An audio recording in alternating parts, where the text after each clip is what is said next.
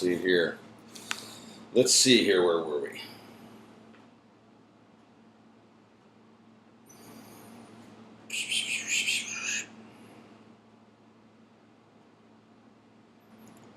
I've been stealing the paper every time someone throws one out, and by the looks of things, I'm not the only one who's getting worried. He nodded at the yellowing daily prophets on the cave floor, and Ron picked them up and unfolded them. Harry, however, continued to stare at Sirius. What if they catch you? What if you're seen? You three and Dumbledore are the only ones around here who know I'm an animagus, said Sirius, shrugging, and continuing to devour the chicken leg. Ron nudged Harry and passed him the Daily Prophets. There were two.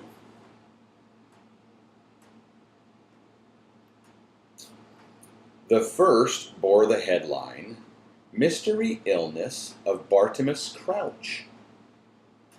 The second, Ministry Witch Still Missing. Minister of Magic now personally involved. Harry scanned the story about Crouch. Phrases jumped out at him. Hasn't been seen in public since November. House appears deserted. St. Mungo's Hospital for Magical Maladies and Injuries declined comment. Ministry refuses to confirm rumors of critical illness. They're making it all sound like he's dying, said Harry. But he can't be that ill if he's managed to get up here. My brother's Crouch's personal assistant, Ron informed Sirius. He says Crouch is suffering from overwork. Mind you, he did look ill last time I saw him up close, said Harry, slowly reading the story. The night my name came out of the goblet.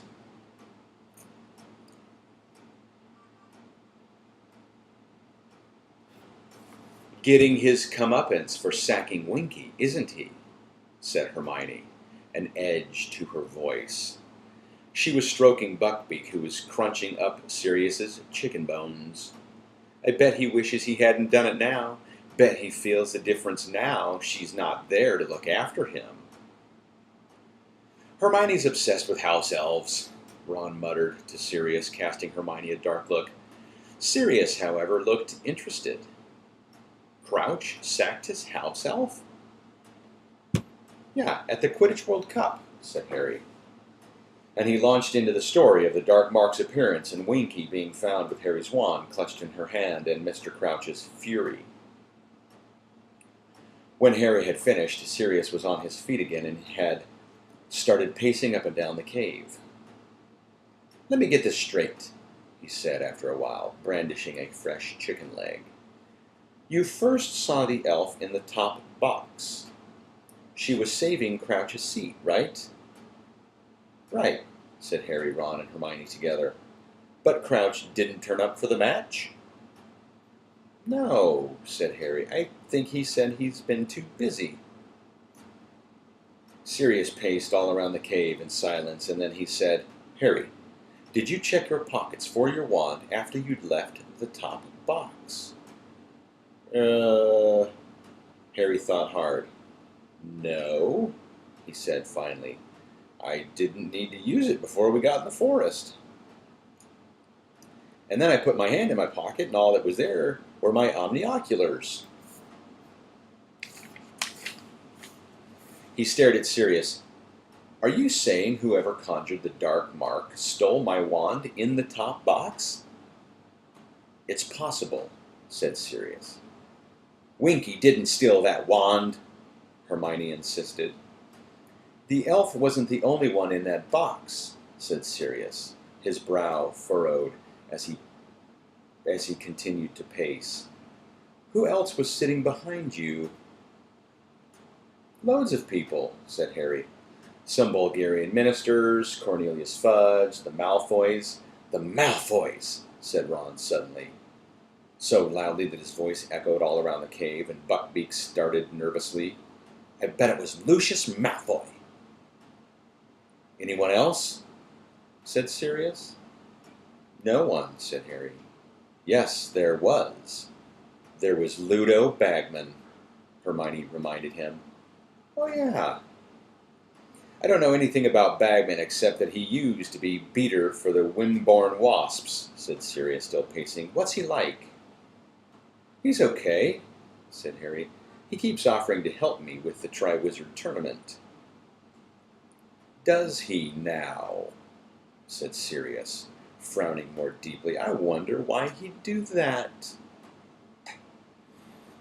Says he's taken a liking to me, said Harry.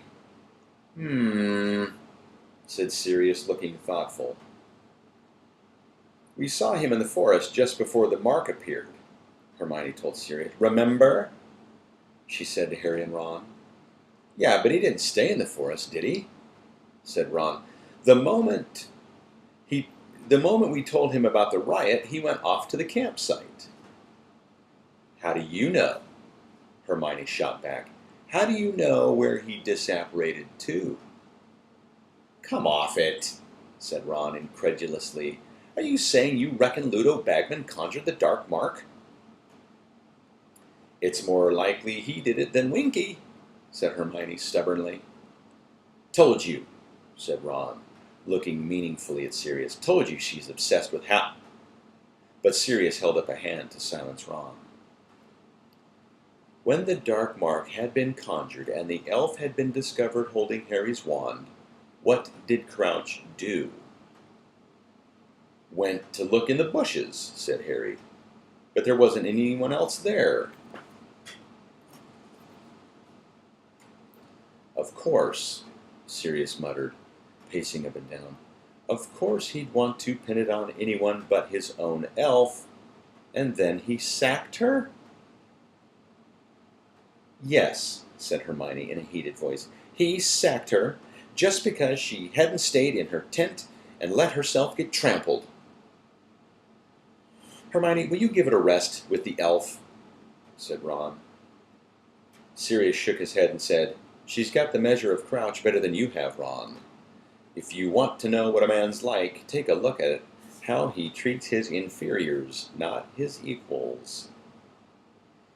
He ran a hand over his sunken face, evidently thinking hard. All these absences of Barty Crouch's. He goes to the trouble of making sure his house elf saves him a seat at the Quidditch World Cup, but doesn't bother to turn up and watch. He works very hard to reinstate the Triwizard Tournament, and then stops coming to that, too. It's not like Crouch. If he's ever taken a day off work because of an illness before, I'll eat Buckbeak. Do you know Crouch, then? Said Harry. Sirius's face darkened. He suddenly looked as menacing as he had the night when Harry first met him, the night when Harry still believed Sirius to be a murderer. Oh, I know Crouch all right, he said.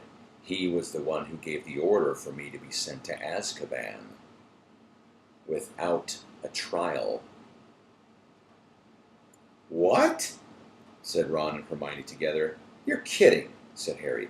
No, I'm not, said Sirius, taking another great bite of chicken. Crouch used to be head of the Department of Magical Law Enforcement. Didn't you know? Harry, Ron, and Hermione shook their heads. He was tipped for the next Minister of Magic, said Sirius. He's a great wizard, Barty Crouch, powerfully magical and power-hungry. Oh, never a Voldemort supporter, he said, reading the look on Harry's face. No, Barty Crouch was always very outspoken against the dark side. But then a lot of people who were against the dark side, well, you wouldn't understand. You're too young. That's what my dad said at the World Cup, said Ron, with a trace of irritation in his voice. Try us, why don't you? A grin flashed across Sirius's thin face. All right, I'll try you. He walked once up the cave, back again, and then said, Imagine that Voldemort's powerful. Im- Imagine that Voldemort's powerful now. You don't know who his supporters are. You don't know who's working for him and who isn't. That sounded awkward. The word now threw me off. Imagine that Voldemort's powerful, but you don't know who his supporters are and you don't know who's working for him and who isn't. You know he can control people so that they do terrible things without being able to stop themselves. You're scared for yourself and for your family and for your friends. Every week news comes of more deaths, more disappearances, more torturing. The Ministry of Magic's in disarray. They don't know what to do. They're trying to keep everything hidden from the Muggles. But meanwhile, Muggles are dying too. Terror everywhere, panic, confusion. That's how it used to be. Well, times like that bring out the best in some people and the worst in others. Crouch's principles might have been good in the beginning. I wouldn't know. He rose quickly through the ministry and he started ordering very harsh measures against Voldemort's supporters. The Aurors were given new powers to kill rather than capture, for instance. And I wasn't the only one who was handed straight to the Dementors without a trial. Crouch fought violence with violence and authorized the use of the unforgivable curses against suspects. I would say he became as ruthless and cruel as many on the dark side. He had his supporters, mind you, plenty of people thought he was going about things the right way, and there were a lot of witches and wizards clamoring for him to take over a Minister of Magic position. When Voldemort disappeared, it looked like only a matter of time until Crouch got the top job. But then something rather unfortunate happened. Sirius smiled grimly. Crouch's own son was caught with a group of Death Eaters who'd managed to talk their way out of Azkaban. Apparently, they were trying to find Voldemort and return him to power. Crouch's son was caught? Gasped Hermione. Yep, said Sirius.